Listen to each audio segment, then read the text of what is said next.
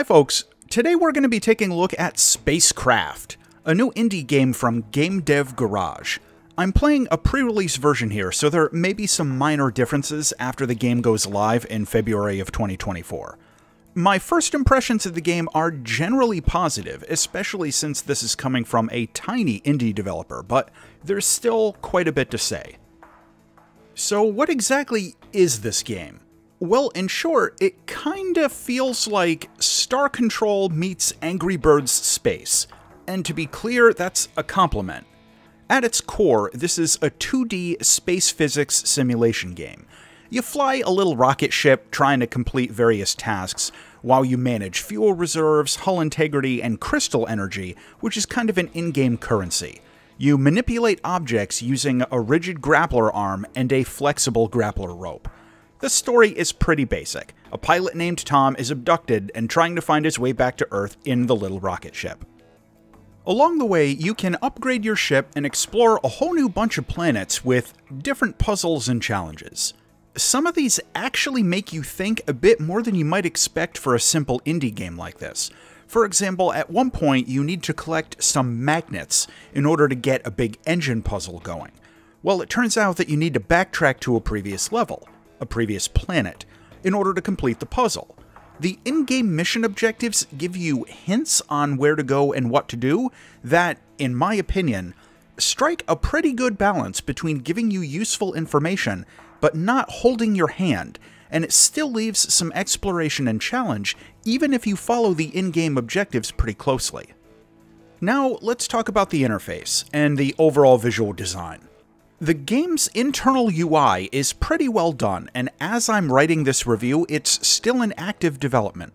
A couple of problems I was going to comment on were actually fixed the day after I noticed them, so that was good to see.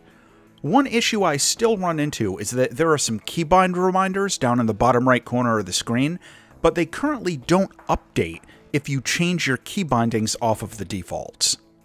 Generally though, the game's interface is fairly intuitive and well made. You can get upgrades for your ship at these little shops, refill your fuel, and so on without needing any help to navigate the UI, and even a first-time player will figure out those systems in just a few seconds.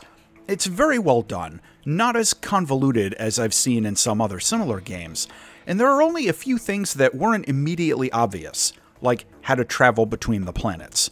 But the tutorial through the first few missions ends up showing you how to do that, and it ends up making perfect sense. You just fly straight out into space away from the planet you're on. Visually, SpaceKraft has a pretty fun visual style. The graphics look basic and cartoonish, again, kind of in that like Angry Birds sort of way, but it definitely doesn't look like some low-effort amateur stuff or AI-generated garbage or anything like that. The visual look and feel really kind of sets the tone for the rest of the game, where you're taking it serious enough to have some fun, but not so serious where you're getting frustrated all the time at every little setback. This brings us to one of the most important aspects of the game, the physics simulation, and actually controlling the little rocket ship. It's hard to explain in a review like this, but the controls take a while to get used to. In some spots, it feels like your ship moves almost opposite to what you expect, but in other spots, the movement feels completely natural.